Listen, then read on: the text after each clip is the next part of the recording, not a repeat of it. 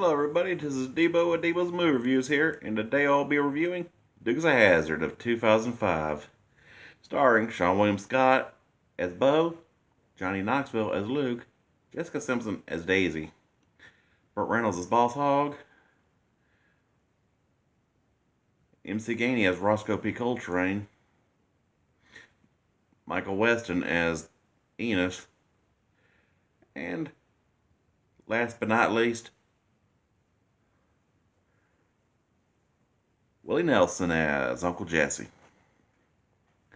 To come down to it, in a way, with this one, adaptation, I gotta say, I'd give it to Sean William Scott. I mean, he did in the cast, they did a decent job, but kind of like a bad written script, kind of like in one way, surprising like how with the Broken Lizard guys, it should have been like Kevin Heffernan, who was best known as Farva from Super Troopers, as should have been Cooter instead of Sheev, who was just the Hazzard rep off of Dale Gribble. Since that character didn't exist in the series, and of course with Roscoe. For one moment, it should have been, according to Intermove Database, Danny McBride actually read the script and was considered, but he turned it down, given he didn't like it how it was going to be more hard ass instead of bumbling, like compared to how the late great James Best was. And with Johnny Knoxville as Luke, he actually did a good job, but one flaw was him not taking his hand, getting behind the wheel of the general, which, coming down to it, that's one thing that he didn't get to do that Tom Wopat actually did at times, because there was one point where, actually in season 1, episode 7 of the original series, Luke took to driving in the Anvil Hazzard rally, because when he entered the race, but threw it to hook up with a female driver, and then he got the whole Billy Prickett thing, which which the guys at Brooklyn Literature should have just took out of the Scooby-Doo playbook. You know, like how it was in that one where they made Scrappy the villain, because he was hated and all. They should have did that with Coy and Vance to kind of like to acknowledge their existence. Be like, instead of like Billy Prickett and characters of Billy Prickett and Jill Driscoll, should have been Coy and Vance, who were the black sheep of the Duke family. Because nobody really liked season 5. Though the whole strip mining plot was actually an episode in season 5, which took place after Bo and Luke's return from the NASCAR circuit. And then, of course, you had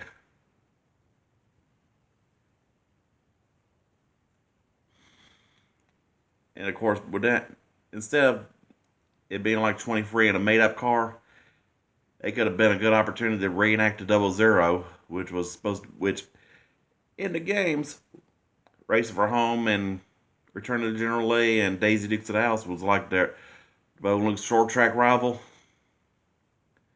known as the only car to beat the Dukes. Well, which of course was acknowledged in the 1997 TV movie, which was the final performance of Denver Powell. And in a way, I kind of thought if Danny McBride turned it down, it would have been a missed opportunity for their pairing of him and Walton Goggins to be Roscoe and Enos. Though in a way, Burt Reynolds should have been Roscoe instead of Boss Hogg. I mean, in a way, could have had Barry Corbin as Boss Hog. Would have been better because do like a little fat buddy joke because they never once said that because Burt Reynolds' version was skinny, was of course skinny and all, and Boss Hog's supposed to be fat. But hey, at least he got the Cadillac good right. And actually, the movie Cadillac looked a lot better than the series Cadillac, which of course, at least with that version, he didn't have a chauffeur like Bostic in the first 3 seasons, and let alone in the series, they could have did like some side episodes like centered around that guy.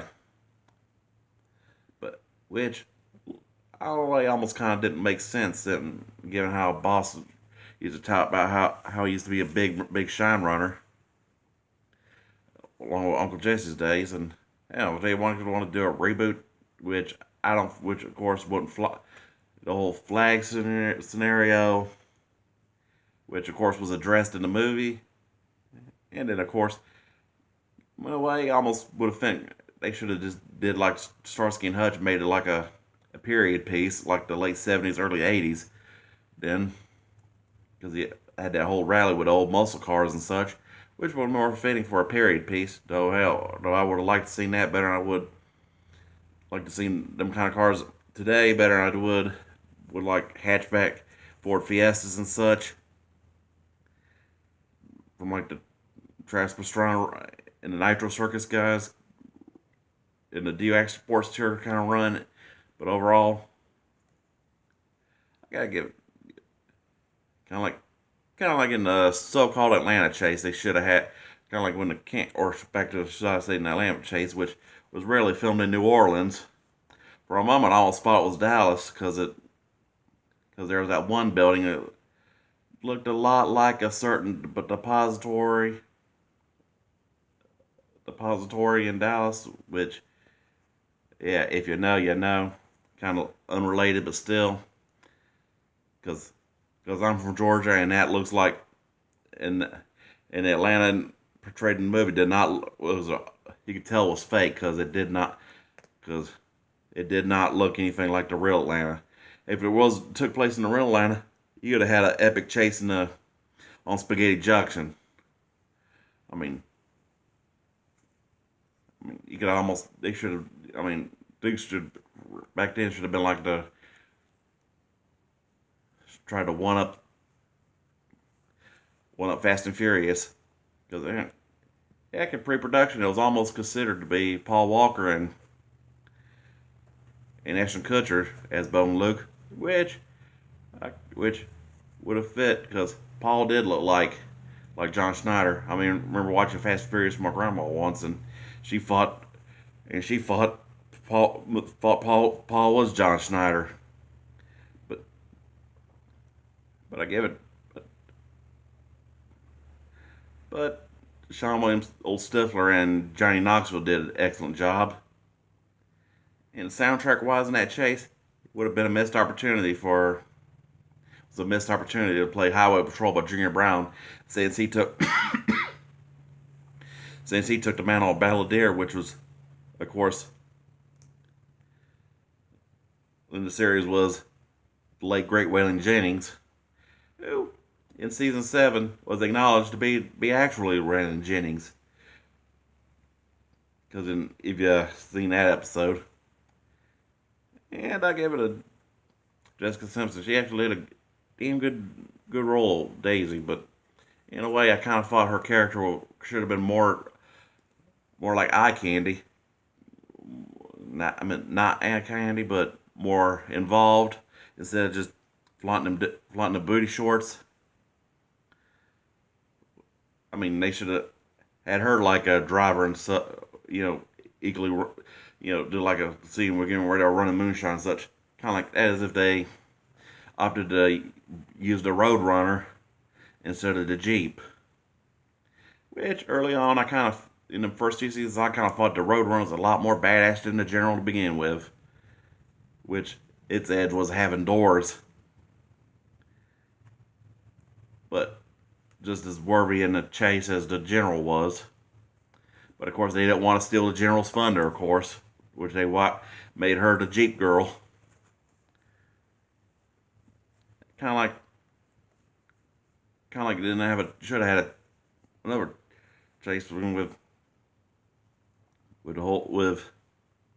Uncle Jesse and his pickup, which especially since they made him like in a square body Dodge, which was fitting compared to Denver Powell being a Ford man.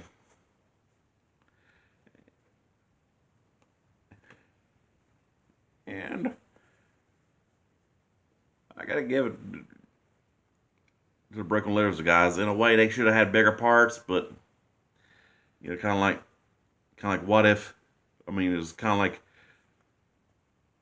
it was almost a missed opportunity for a crossover. I'll say it as much to have the have them as had the Super Trooper guys as like the going to Hazzard Sheriff's Department or the Georgia State Patrol instead of Campus PD with old Director J. Chandrasekhar as basically being around for him. And of course with a lot of great parts was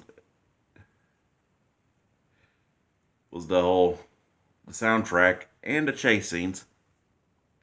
And I gotta give it to old Linda Carter playing Pauline in a part that was originally meant for Dolly Parton, but I think old Wonder Woman knocked out of the park. And in a way, when it came to casting Enos, I already mentioned Walton Goggins would have been a good choice, but in a way, I kind of thought Rodney Carrington would have been better. But he later on went on to do Beer From Our Horses, which I've reviewed. But overall, I gotta give the Dukes of Hazzard a 5 out of about a 5 out of 5. I mean, I liked it. It was a great reimagining from the series, and a better deviation of source material instead of increased accrued and such to make it not family friendly. That version not family friendly instead of something like Bloodshot where they watered down too much for that PG-13 money. But yeah, if you want to know more about that, watch my review on that Bloodshot. Now back to Dukes. I can say great acting, great car chase scenes, great racing scenes, and I even got to acknowledge a great cameo by AJ Foyt in that Boar's Nest fight scene. But overall, a 5 out of 5 masterpiece. Hope y'all like, subscribe, and enjoy, and I'll keep dishing them out.